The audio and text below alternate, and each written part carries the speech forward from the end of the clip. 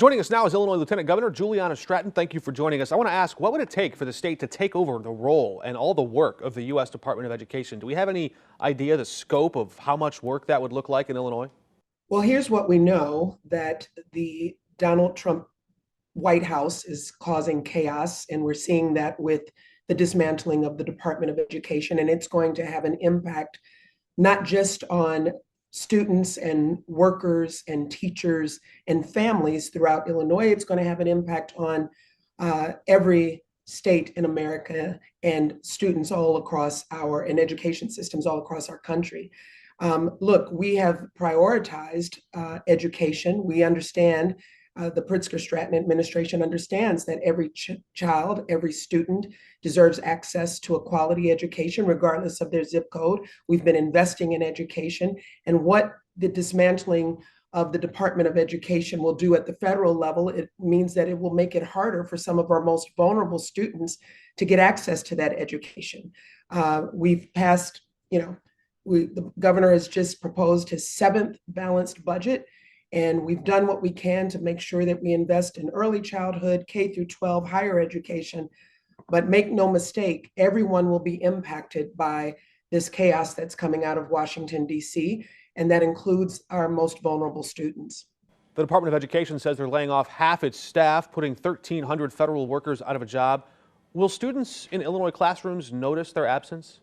Of course, students will notice the absence of any time we are pulling back from education. I think about it. I'm the daughter of a public school teacher, someone who also taught in community colleges. So my mom was an educator. She was my first teacher.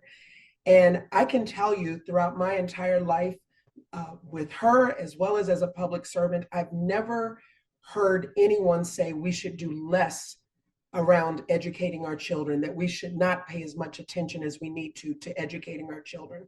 So students will notice. I'm not going to say that every single day they're going to wonder, but what will happen is the cumulative effect, that when you don't have access to resources, if you deserve a smaller class size because you are learning English as a second language, or you have an IEP, an individualized education plan, or a 504 plan, if you are a student that is in one of the most under-resourced schools in our state, and now all of a sudden you don't have those same resources, that is going to have an impact.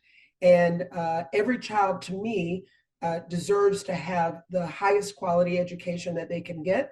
We need to do more to level the playing field, and taking away either funding or resources from the Department of Education is not going to give us that level playing field that students deserve.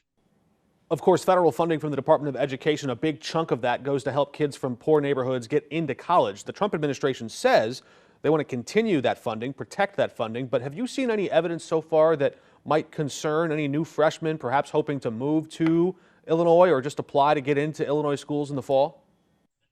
Well, what I would say is, first of all of this chaos causes disruption and uncertainty.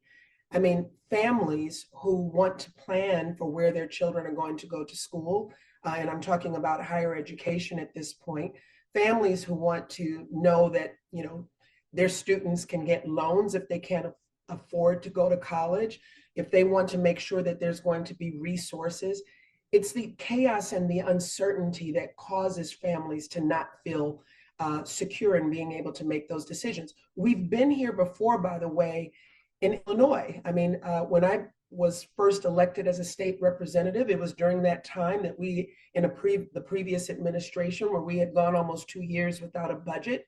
And I remember families saying, I don't know if these colleges here in Illinois are going to keep their doors open, and so therefore I'm going to look elsewhere. And we know the challenge with that is that you go to another state, you end up staying in that state. But we want students to be confident about their educational opportunities. And I think every Illinoisan, every family in Illinois thinks it's a good thing for people to have some stability and understanding of what opportunities are available for their children.